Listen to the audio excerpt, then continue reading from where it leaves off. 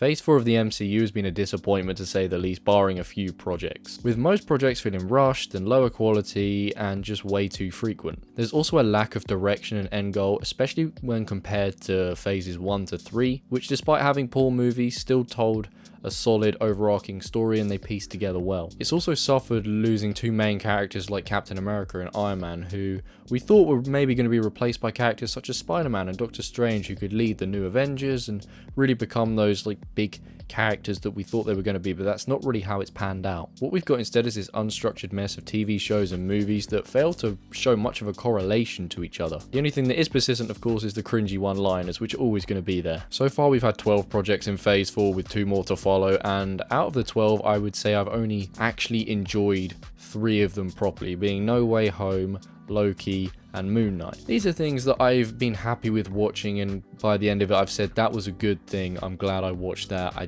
don't see many issues with it at all. So what we have there is a 25% conversion so far. Now of course there are 2 more projects in phase 4, so that conversion could go up a bit, but I doubt it. Now what makes all this worse and sort of highlights the issue is that phase 4 started in 2021, like the summer or spring of 2021, and right now we are just over the halfway point of 2022. So that's 12 movies or TV shows in just over a year, whereas phase 1 of the MCU did 7 projects in 4 years. Phase 2 did 6 films in 2 years, while phase 3 did 11 in 3 years. So picture that phase 4 is 1 more project so far than phase 3 in 2 less years. The announcement of MCU TV shows on the exclusive streaming platform Disney Plus sounded great, but it's been far from that, with the majority just straight up being disappointing or boring, minus Loki and Moon Knight. Loki in particular is a standout for me. It had fun, but it also told an interesting story regarding multiverses and alternate timelines, which is kind of the next step, the next saga for the MCU to explore, and this is where it's beginning. And especially as we knew that multiverse was a theme that was going to be explored in an upcoming Spider-Man movie and an upcoming Doctor Strange movie,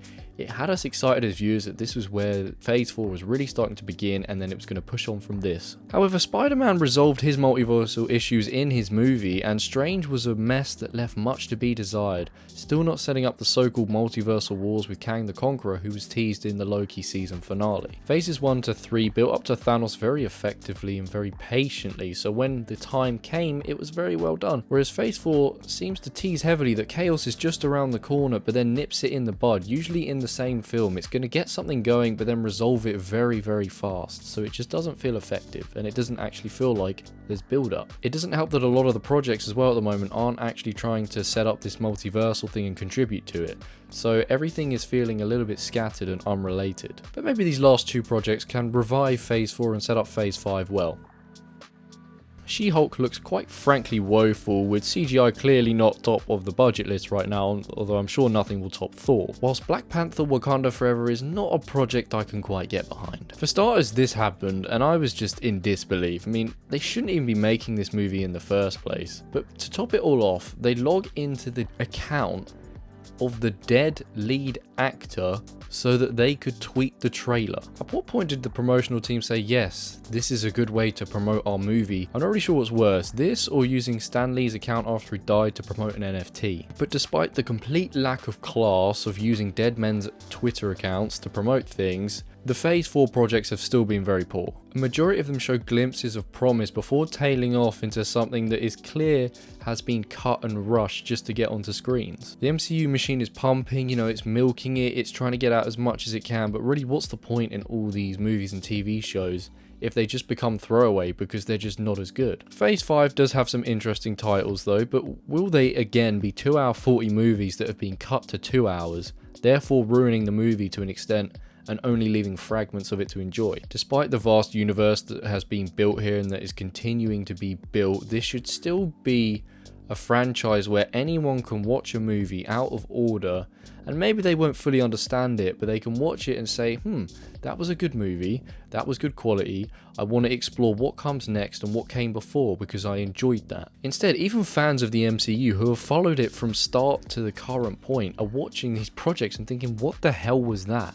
What a waste of 2 hours. And it's clear the issue is coming from the top of the food chain because talented writers and directors are at the helm, and it's clear that their vision has not been fulfilled. The same fate awaits Star Wars, which saddens me, but it's a shame for the MCU because this was the thing to be invested in.